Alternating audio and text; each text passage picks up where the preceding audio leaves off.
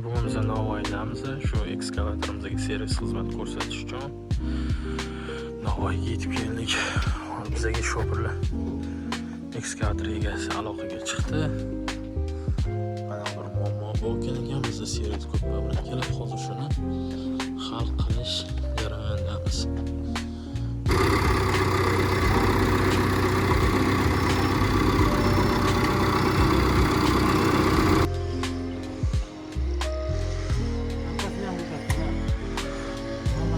Dostonboy, moy nimadan oqqan ekan? Moy ishkidan mana valli chalnigidan ekan. Hozir olib ko'ramiz buni sizlar bilan birgalikda.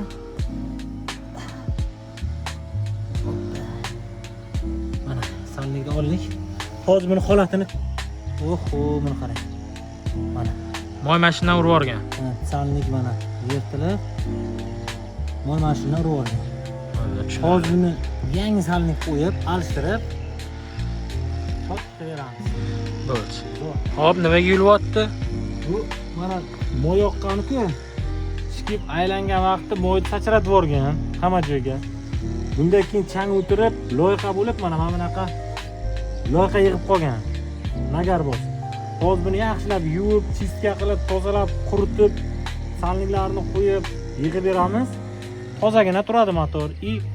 Oqadimi yo'qmi bizga ham oson ko'rinishi. Xudo xohlasa oqmaydi, biroz toza turgani yaxshi. Hurmatli kuzatuvchilar, bu ekskavatorimizdagi o'sha chalnigi Navoiy shahridan topilmagani uchun Toshkentdan olib kelib berishdi.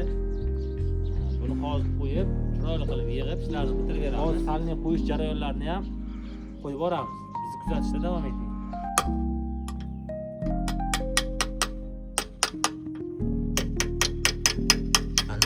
Qo'qdik, akkuratni qilib, cho'tki qilib moyni nima ishdan qo'yib yuborgan.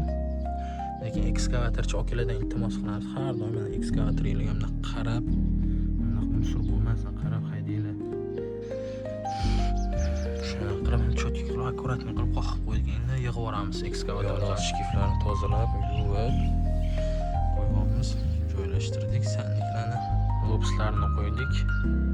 Konditsioner mana bu yerdagi generatordagi remenlarni o'rnatib, remenlarni joyiga qo'yib, shkiflarni joyiga qo'yib, yig'ishni boshlaymiz.